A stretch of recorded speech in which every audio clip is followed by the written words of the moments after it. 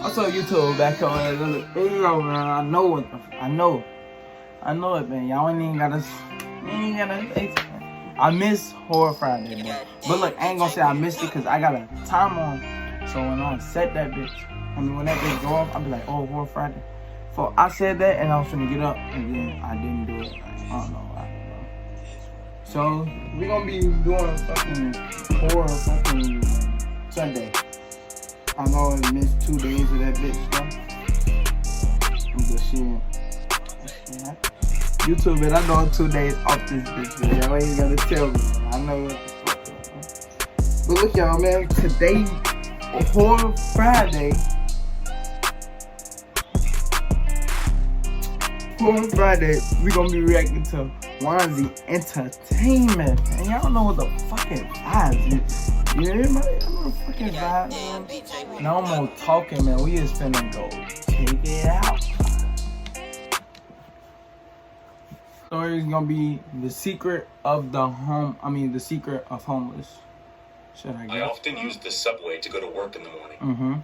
One day, when I was waiting for the train, I noticed a homeless man standing in a corner of the subway station, muttering to himself as people passed by. He was holding out a cup and seemed to be begging for spare change. A fat woman passed by the homeless man, and I distinctly heard him say, "Pig." Typical homeless Wow, shit. I thought to myself, this homeless man is insulting people, and he still expects them to give him money? Then, a tall businessman went by, and the homeless guy muttered, You see how you walking? "Human? I can't argue with that. Obviously, he was human." The next day, I arrived early at the subway station and had some time to kill, so I decided to stand close to the homeless man. Why though? That's what the fuck you get. If he do anything to you, that's exactly A what the fuck thin, you get. haggard-looking man passed in front of him, and I heard the homeless guy mutter, "Cow." Cow? I thought. The man was much too skinny to be a cow. He looked more like a turkey or a chicken to me. A minute or so later, a fat man went by, and the homeless man said, "Potato." Potato? I was under the impression that he called all fat people pig. That day, at work, I couldn't stop thinking about the homeless man and his puzzling behavior. I kept trying to find some logic or pattern in what he was muttering. Perhaps he has some kind of psychic ability, I thought. Maybe he knows what these people were in a previous life. Many people believe in reincarnation. What the fuck? I observed the homeless man many times and began to think my theory was right. I often heard him calling people things like rabbit, or onion, or sheep, or tomato. One day, curiosity got the better of me, and I decided to ask him what was going on. As I walked up to him, he looked at me and said, "Bread." I tossed some money into his cup and asked him if he had some kind of psychic ability. The homeless man smiled and said, "Yes, indeed. I do have a psychic ability. It is an ability I obtained years ago, but it's not what you might expect. I can't tell the future or read minds or anything like that." "Then what is your ability?" I asked eagerly. "The ability is merely to know the last thing somebody ate," he said. I laughed because I realized he was right. He said bread. The last thing I had eaten for breakfast that day was toast. I walked away shaking my head.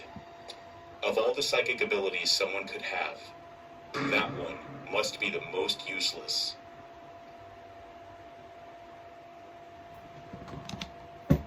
Wanzi, what the fuck? Come on, Wanzi. Wanzi, don't start that shit, man. This with another one, man. You know the fucking vibes. 2 Target horror stories, man. Y'all know the fuck. MJV Animation. I ventured out to do a bit of late night shopping. I'm a 31-year-old stay-at-home mother of 2 young children. So once my husband gets home from work, I like to take some time for myself to go shopping, take a drive or run errands, and do that kid-free. It was around 8:30 p.m. when I arrived at the Target that I frequent. Now, I'm by no means a paranoid or anxious individual, But I've taken several courses in human trafficking, and I've done plenty of research on my own learning to identify the red flags, as well as what precautions to always take whenever I'm out in public alone, and especially at night. Drive in the I middle of carry the road if several you're on the road by self-defense items on yourself. my person at all times, just in case.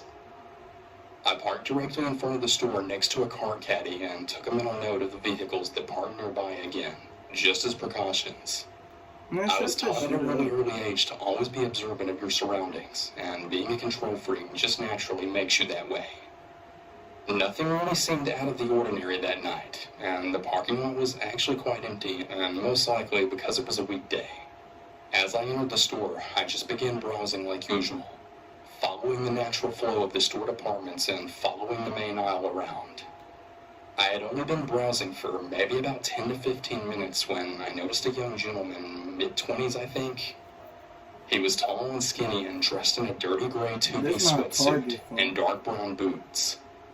He looked over at me, which I smiled and said hello, but his facial expression was completely blank.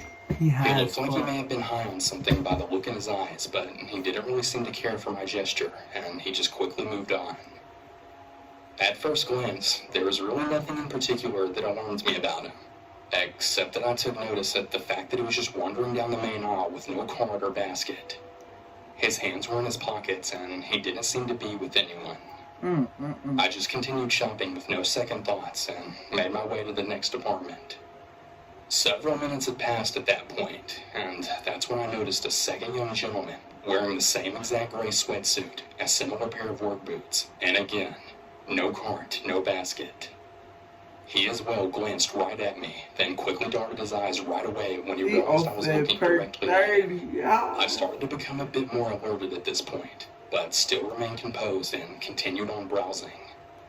Another 15 minutes or so had passed, and that's when a third older man had caught my attention.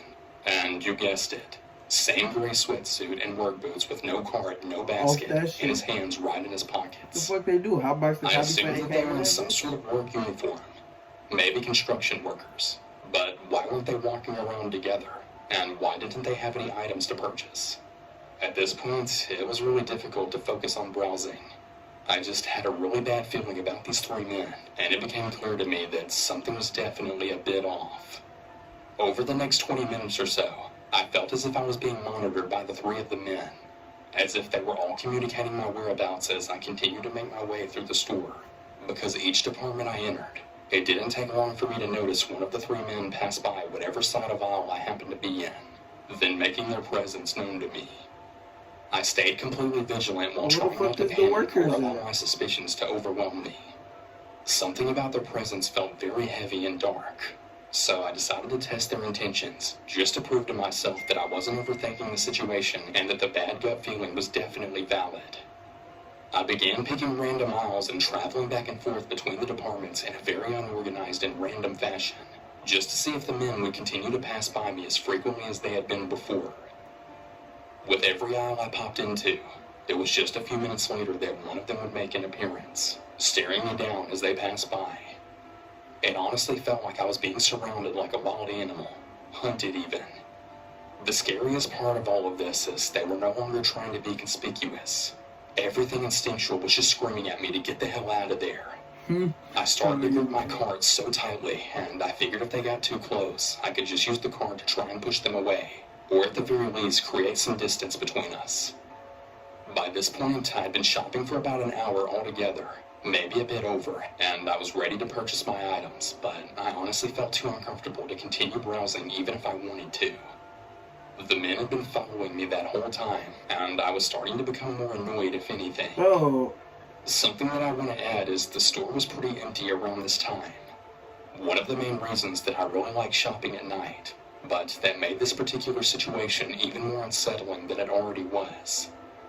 Two preteen girls were wandering around by themselves, which quickly caught my attention because the men had bypassed them as well, making similar advances. But of course, the young girls were seemingly oblivious. So I quietly and quickly got their attention and asked them to go find their parents and stay with them, trying not to freak your them ass out. need to go find some fucking At this help and point, stay the with mother some in me help. was in full-on protection mode. I couldn't imagine having my young children with me this night. Thank God that they were home safe and sound. As I made my way to the checkout, I noticed one of the men coming up from behind me, walking at a quicker pace this time. So I immediately stopped and turned to lock eyes with him as he approached.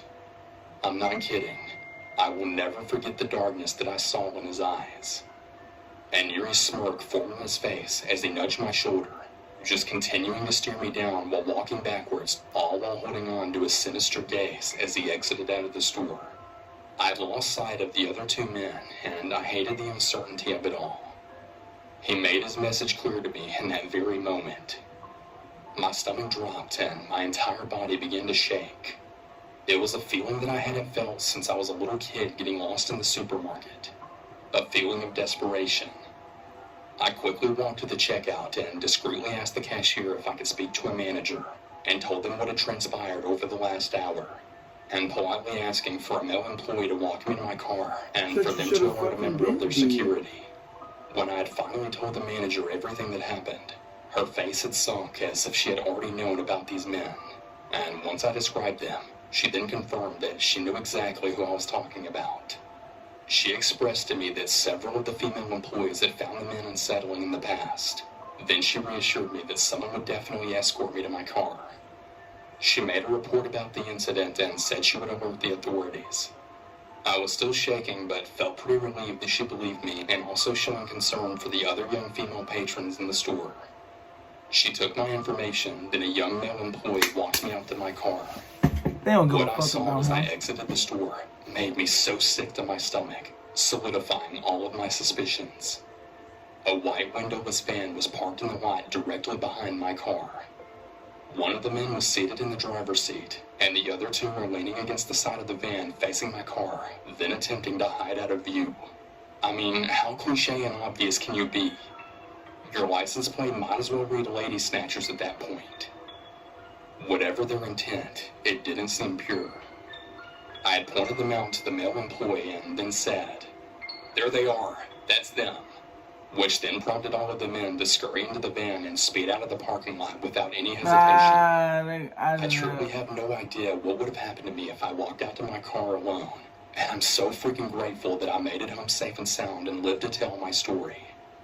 Over that following week, I had heard that there were several abduction attempts in the shopping center parallel to that target, and I'm almost certain that it was the exact same individuals. They weird. Human trafficking is very, very real. It's a very serious thing, and it can happen to anyone. You really have to watch your surroundings. That shit up. I'm a short, medium-sized Story number girl. 2. One day around the time that I was Man, I 8 miss months doing pregnant, videos. I haven't did I decided to make a trip out to Target to buy some things. I'm a very cautious person, constantly looking at my surroundings with mild paranoia, which was mostly inherited from my mom, who raised 3 kids all on her own, so she was always on guard. I got out of my new car, which I parked Well, over looking the store decent, entrance for real 2 fast, no reasons. doubt. I didn't want to get any dents from the other drivers, She pregnant? and I tried to get as much exercise as possible since I was pregnant. Yeah, I know. As I'm walking, I notice a huge red truck with 3 men inside of it with the windows down. Like usual. I assumed that they were just waiting for someone inside the store, but something creeped up my neck when I then made eye contact with the driver. I quickly turned away and then immediately began to feel self-conscious. A small girl that was visibly pregnant, I suddenly felt so vulnerable. It was a target. Up until that point, my pregnancy was pretty smooth and never really made me feel like a target. Once I finally got in the store, I started to calm down a bit more and feel a bit relaxed and went about my shopping. When I left the store though, I noticed that the same truck was still there. I put my bag in the trunk and got in my car as quickly as possible, then quickly turned it on and drove away. I noticed in my rearview mirror that the same truck was also taking off, with the same 3 men still inside of it. My heart sank. I had realized right then and there that they weren't waiting for anyone inside the store. I got into the lane that can only make a left turn, and they were in a lane that can only go straight a few cars behind me. I thought, great, we're not going in the same direction. I was just being paranoid. As I passed the light, now turning, I see the red truck then switch the lane that I was in to turn left. I then sped up to catch the next light turning yellow to put as much distance between them and me. I drove a little faster than usual, but that's when I realized that even if I made it home, they could still follow me there and I would be going home to an empty house. So instead, I decided to drive past my street right to a shopping center that had a weird as Starbucks. fuck. The drive-thru wraps around the building, so you're not going to be visible to the main road which I was driving in. I get into the drive-thru and I notice the red truck was going on the road that I just left. They drive past the Starbucks and I think, good, I'm in the clear now. As I'm still in the drive-thru, I then see the truck pass by again in the opposite direction, They won't almost as if they're stay. looking for me. I wait in the drive-thru for all of the other cars to leave, and I decide to call my sister and tell her I'm heading to her place. I didn't want to go home alone, and my boyfriend wanted to be home for several hours. As I'm driving to my sister's house, which is about 25 minutes away, my mind just begins to wonder if they had ever caught up to me or what could have happened if these men were following me. Any possible danger that could have happened to me or my baby made me so paranoid that I didn't even leave my house for the remainder of my pregnancy. By the time I got to my sister's, I was absolutely shaking over it. I had told my sister all of the details and everything that happened. I never did see the men again or their red truck, and I'd really like to keep it that way. Nah, nigga, this bitch getting chased and shit, man. Yeah. If she went one time, so that I had a little bit dead. They probably stopped and waited. That's all. It's all good. It's all good. You know the fucking vibes, man. Next horror animated. A man tried to kill us while we went cappy from Wanted to Go to again as we watched the first time. Wanzi Entertainment, man. Y'all know the fuck is that. Wanzi be going crazy with these motherfucking bangers. That shit, I don't know what the fuck. Talking about bread, potato, fucking. This happened to myself and a friend of mine. We're both 23-year-old males. We decided to go on a 2-night backpacking camping trip to the Adirondack Mountains of New York. We are both very comfortable with nature and spend a lot of time outside hunting, camping, and fishing. Talk your shit, We Wanzi. hiked about 5 miles to get to a small lake so we Talk could your set up shit. camp on That the shit did, beach. though. I'm not walking We off. didn't really expect to run into anyone else. Our first night there, as we were sitting around the fire, we saw a flashlight moving on the other side of the lake around 10:30. This was fairly unusual. However, we did not think much of it. Other people going But camping. as time went on, That this motherfucker flashlight moving, kept though. moving around the lake, Yeah, that getting motherfucker closer moving, to our gang. campsite. We Oh, kept damn, discussing that who could nigga possibly be traveling. wandering around the woods in the middle of the night. We did not want to deal with any unwelcome guests. Once it was clear that the person, or people, were heading for our campsite, we moved off into the nearby woods to see who wandered up. I took a small axe with He me, not and my gonna throw friend that had a bitch. He 22 not gonna rifle. blow that bitch. Now, we weren't expecting any trouble, and we certainly didn't want to make any, but we figured we might as well cover our bases. Now, the moment of truth. The flashlight comes near the light of our fire, and it's one I man. ain't got no eyeball. He has a beard and was probably in his mid-40s. The scary part was that he was carrying what turned out to be a pump-action shotgun. He walked around our campsite a few times, and then proceeded to enter our tent. After rummaging around for about a minute, he came out and started yelling. I know you're out there. Bro, you got the pump though. Don't he got a pump? Don't he got a shotty too? My friend and I remained motionless under a hemlock tree about 50 yards away. That's when the man proceeded to fire his shotgun into the woods, not too far from where we were. That shit cap. He also swung his flashlight around several times. After what felt like hours, he grabbed my friend's backpack and a few articles of clothing that we had drying near the fire and threw them into Ooh, burn. on my soul. My Pack it, friend had the yeah. 22 rifle trained at the 22, man. pack it up. He asked me if he should shoot. I told him absolutely not, unless he spots us and starts pointing the gun in our direction. Thankfully, the man moved off after a while. We waited until his flashlight was on the other side of the lake. Then we ran out and grabbed everything we could fit in my pack and took off. It was now 2 or 3 a.m. We ran up the trail with our flashlights and made it back to my car as the sun was coming up.